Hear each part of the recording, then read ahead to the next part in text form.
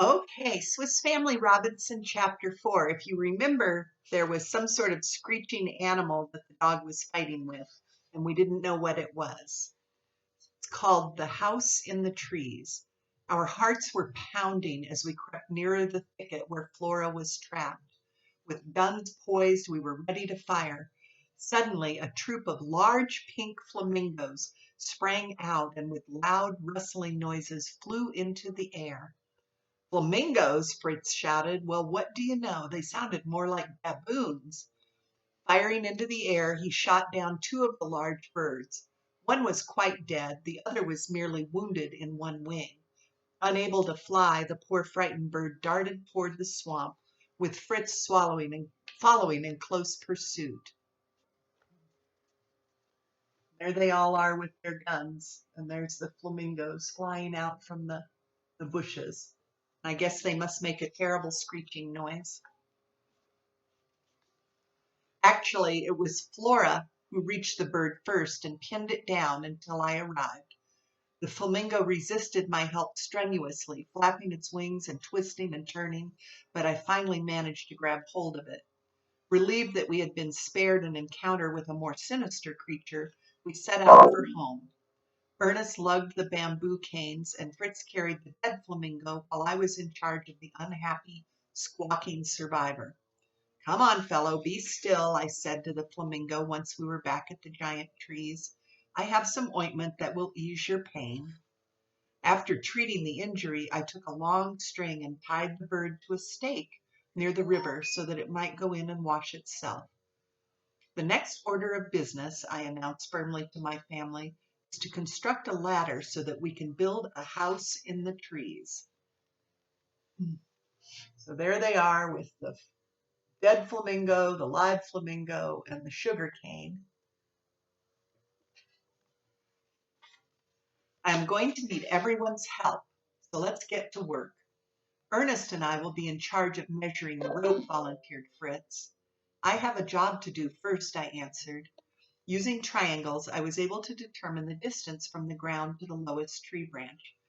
40 feet, I called out, so you will need 80 feet of rope for the two sides of your ladder. While the boys were busy working on the ladder, I devised a scheme to hoist it up the tree when it was finished. By attaching the end of a ball of strong thread to a hollow bamboo reed filled with sand, I made an arrow-like device to toss over a tree limb. I even put a flamingo feather on the tip to help it fly straight. When my little invention deftly sailed over the branch and dangled down the other side, we all clapped our hands joyfully. In the meantime, Fritz and Ernest were putting the finishing touches on the sturdy ladder. There they are, throwing it over the branch.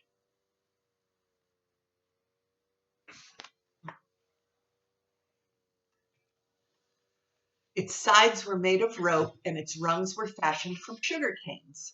What a great job you've done, I said, stepping back to admire their handiwork. I next tied the ladder to the end of the rope that hung down the one side of the tree and yanked it up from the other side. Hooray, hooray, everyone cried as the ladder reached the desired branch and rested firmly upon it.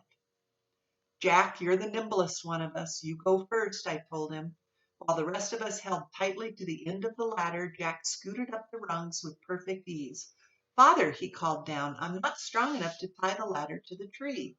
I can do it, said Fritz, and up he went. In no time at all, he had the ladder securely fastened to the branch. I followed next to attach a pulley to the tree trunk.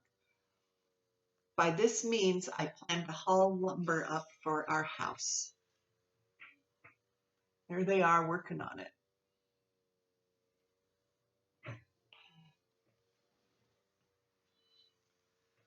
The tree we had chosen was ideal, for its branches grew close together in a horizontal direction.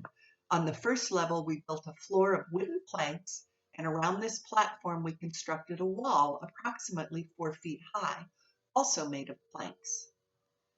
We then hung our hammocks in boughs 6 feet above the floor. Then, throwing the sailcloth over the higher branches that towered some 50 feet above the ground, we made a roof for our treehouse. Working quickly, we pulled the cloth down and nailed it firmly to the wooden wall on two sides. The tree trunk formed the third side, and the front was left open to admit the fresh sea breeze.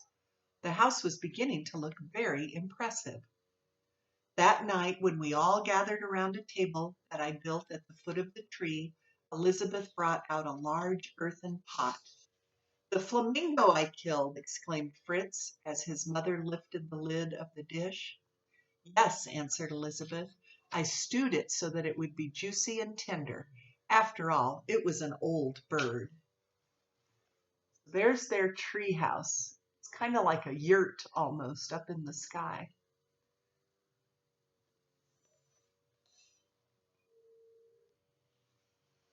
When we had devoured every morsel of the feast, we climbed the ladder to spend our first night in the treehouse. After everyone was safely inside, I pulled the ladder up behind me. "How exciting!" cried Francis. "It's just like you drew up the drawbridge on our very own castle." "We will sleep well tonight, knowing we are safe from our enemies," said Jack. In the days that followed, we did indeed feel as if the island were our own private kingdom. One morning at breakfast, I said to my family, "What do you think of giving a name to our home and to the little different parts of the island?" "That's a wonderful idea," said Ernest. "Where shall we start?" "How about the bay where we first entered this country?" "Why don't we call it Oyster Bay?" cried Fritz. "Remember all the oysters I found there?" There's a picture of them climbing up their ladder at bedtime.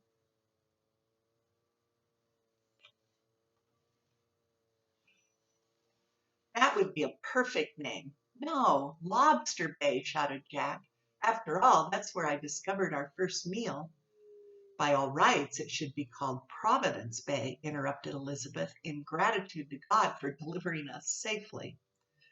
"Providence Bay it will be," I said.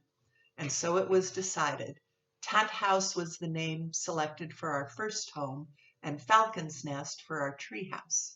We named the islet where we found the lumber for the bridge Shark Island, to commemorate Fritz's courage in killing the sea monster. Flamingo Marsh was chosen for the swamp, Jackal's River for the stream that divided the island, and Family Bridge became the new name for Nonsuch Bridge. Once we had made these decisions, we suddenly began to feel more at home. We spent days getting settled in the treehouse, transporting provisions over from Tent House, and exploring the island. There they are. There's their ladder hanging down, and they're bringing more stuff over to their new ladder house. One morning, Ernest and I went fishing in Providence Bay, where he caught a huge 15-pound fish. As we started home, Flora dashed off after a strange animal, one which made the most extraordinary jumps imaginable. Thoughtlessly, Ernest lifted his gun and shot the creature dead.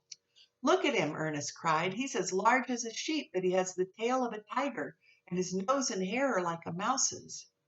"You're right," I replied, "and his teeth are like a rabbit's. His front legs resemble those of a squirrel, and his hind legs are like stilts." "Father," wailed Ernest, "I think I have just killed the most remarkable animal in the world.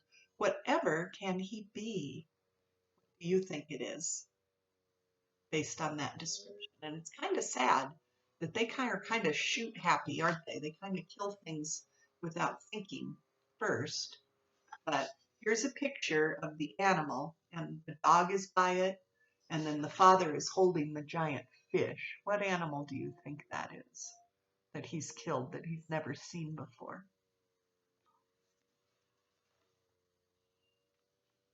And that's the end of that chapter.